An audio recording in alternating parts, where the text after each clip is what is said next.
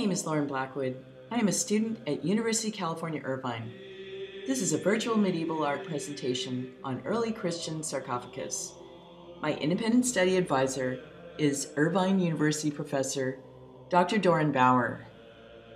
A museum is historically a structure which houses and protects objects of art that have cultural, scientific, artistic, and religious significance.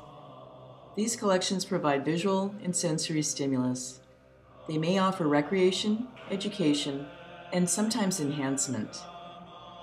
Museums in 2nd century Rome were associated with the storage and display of collections acquired during military campaigns. Additionally, the medieval Roman Catholic Church in Western Europe was a distinguished intellectual sponsor and patron of the arts, and the guardian of the spoils amassed from conquered nations. Medieval Europe begins as the Roman Empire falls and continues to the beginning of the Renaissance in Western Europe. The art of this period encompasses a range of objects including sculpture, ivory, enamel, metalwork, stained glass, and paintings. The particular category of art that we will look at is early Christian art, specifically medieval sarcophagus and related artifacts around the 2nd to 4th century. I wish to show you through this virtual museum a tangible heritage of humanity based on an intangible concept about the prevailing faiths of this time period. In Beyond Management, Making Museums Matter, author Stephen Weil states that institutions, including museums, have no inherent worth or dignity. Bottom line, it is only a human fabrication in which a group of people wishes to achieve a short or long-term objective. The worthiness of a museum is from what it does, not what it is. This virtual museum is most sustainable because the exhibitions exist within your information receiving device. There is no waste before or after the exhibition is concluded, making it environmentally notable. Do museums still need objects? Is the title of the book by Ohio State University professor Stephen Kahn. He speaks about how museums have become economic engines for urban centers and defines a museum as a place where you open the doors to deliberately engage with human achievement, however that may be defined or represented. The objects are the means by which this engagement is initiated. In talking about the investigation of representative meaning of these objects, anthropologist Ian Hodder speaks about early Christian tradition, when there was a transformation in the conception of a holy place by introducing the human body along with the space of the temple. Sacred space was then established and functioned through a dialogue between the building and the body. He goes on to say that objects have use value through their effect on the world. They have structural or underlying meaning, which is interpreted through codes such as language. And finally, these objects have historic value. These three work together to derive meaning to an object. Collections are associated with value, ownership, history, and memory, and in its most primitive form implies a deep belief in the importance of the object and what can be revealed. Culturally significant symbols depend on people knowing what they mean. They do not always look precisely like the object depicted. With an acceptable record, people decipher their significance and bring meaning and value to the object. Art is a way to communicate to those who cannot read. Pagan symbols and signs were appropriated as the Christian faith developed. We will explore this early Christian period of time as the veneration practiced during Roman Empire gives way to Christianity. This was a period of time when both Christianity and paganism was tolerated until the late 4th century, when all pagan worship was prohibited by law. These symbols adorn both pagan and Christian burial chests, or sarcophagi, because Christians, Jews, and Romans, except for the poor classes, did not practice cremation. There was a need for burial grounds and catacombs where the dead were consecrated. Stained glass windows, such as the ones in medieval Poitiers Cathedral in France, communicate the teachings and moral tales from the Bible. The windows on the lower register were accessible for the priest, who would communicate to the parishioners. The upper registers were reserved for the images of kings and prophets. Through the first 300 years of Christianity, this faith was banned within Rome, and those who observed the religion were punished actively and violently. At the end of the 3rd century, Christians began to exert considerable political and economic influence. The persecution and martyrdom of Christians in Rome ended with the reforms issued by the head of the Roman Empire, Emperor Constantine. An example of one of the historic martyrs during this time is a 12-year-old girl named Agnes. She was born into a Roman noble family and later became sacrificed for her strong belief in the Christian faith. Young Agnes was selected by a wealthy Roman nobleman to become his wife. She refused his offer, declaring that she was destined to marry Jesus Christ. As a result of her words and beliefs, she died a brutal death. Nevertheless, this might have been the key event which propelled Emperor Constantine to end persecution against Christians. Emperor Constantine legalized Christianity with a proclamation that he issued in 313 AD called the Edict of Milan, a public letter granting tolerance to Christians, which eventually led to the conversion of the Roman Empire from paganism to Christianity. Overall, medieval art and architecture has been vulnerable to obliteration throughout time. The theme of this art was often inspired by stories from the Bible. Those who oppose this faith and engage in destructive behavior against Christian symbols and religious artifacts are known as iconoclasts. Princeton professor Charles Rufus Murray founded the 20th Century Index of Christian Art.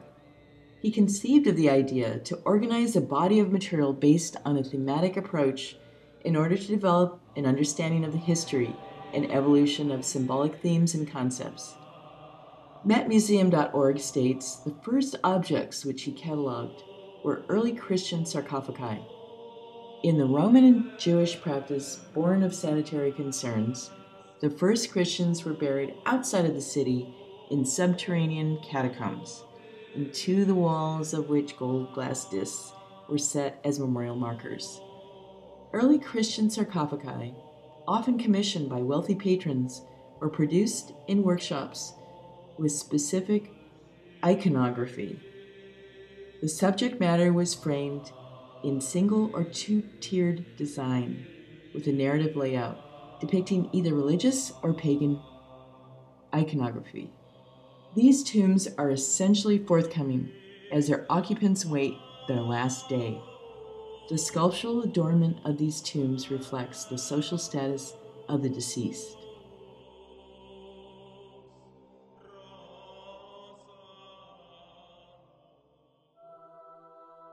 This is the early 3rd century sarcophagus of Constantina, daughter of Constantine I, and his mother Saint Helena. This magnificent porphyry sarcophagus is on display within the Vatican Museum in Rome. Porphyry is a variety of granite from Egypt, imported for its deep purple red and fine texture. It represents royalty and was used to adorn the paneled walls of the Pantheon, as well as vases and altars for kings and queens. The sarcophagus of Junius Bassus, discovered in the late 16th century, is one of the most familiar representations of early Christian art. Little is known about him, except that he was a politician who converted to Christianity right before his death in 359 AD. He wanted this new faith to be reflected on his tomb.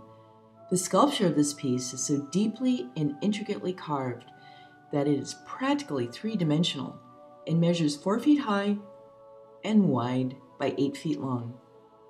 It features scenes from the Old Testament depicting Adam and Eve, Daniel in the lion's den, and Abraham's sacrifice of his son Isaac. In addition, scenes from the New Testament depict Christ's triumphal entry into Jerusalem, and Christ enthroned as a prisoner seated between Peter and Paul. The lid and the ends show elements of Christian communion symbolized by putti, harvesting grapes and grain, symbolic of bread and wine. Corinthian columns delineate each scene, and the work is two-tiered, helping to move the viewer's eyes from one story to the next. The Santa Maria Antigua sarcophagus, 270 AD. On the left side, Jonah is sleeping under the ivy after being ejected from the mouth of the great whale. The pose of this reclining Jonah with his arm over his head is based on a sleeping figure conventional in Greek and Roman sculpture. The male and female figures at the center of the Santa Maria sarcophagus are unfinished. This suggests the possibility that this tomb was made for a potential patron who would buy this sarcophagus and customize it for their family. This expense of the stone and the time taken to carve it were significant. Sarcophagus of Stilicho, located in Milan, Italy, within St. Ambrose Basilica, a magnificent work of early Christian art. This sarcophagus is one of the few surviving elements from St. Ambrose's original basilica. It was carved during his lifetime, and its themes may have been suggested by the bishop himself. It still stands in its original location.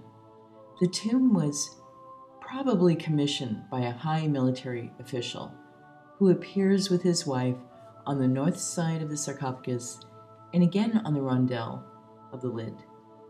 The sculptures on the sarcophagus are of exceptional quality, indicated that they were probably carved by a Roman artist. It's called City Gate sarcophagus because of the prominent city walls and gates within the scenes. The south side depicts Christ handing the keys of heaven to St. Peter. The other side shows Christ teaching the apostles with the kneeling portraits of the patrons. The short sides have scenes from the Old Testament. This vintage scene was popular in early 300 AD Christian history. It depicts the celebration of a wine grape harvest and designates fertility and rebirth. The grapes are gathered in a basket, then poured into a crushing container where 3 cupids stomp on the fruit to produce juice. The juice is fermented and stored in a large amphora. This piece reflects themes from Roman life, festivals, religion, and art production. This sarcophagus also shows scenes of winemaking and could have been for a child because of its smaller dimensions. The inscriptions identify the occupant as being the daughter from a senatorial family. Most of the scenes are narrative, relating to a joyful celebration, incorporating mythical characters such as Pan, who is seen lifting the veil from sleeping Ariadne on the right, and Dionysus on the left, who is drunk and surrounded by a panther and satyrs. The key to medieval religion, states author Christopher Daniel, is the fate of the individual soul after death. Death was defined as the moment when the immortal soul left the mortal body and joined with an incorruptible afterlife. He writes in Death and Burial in Medieval England, while the soul is on earth and within a human body, it is susceptible to sin and corruption. The Church is to correct this sin through confession, repentance, and penance.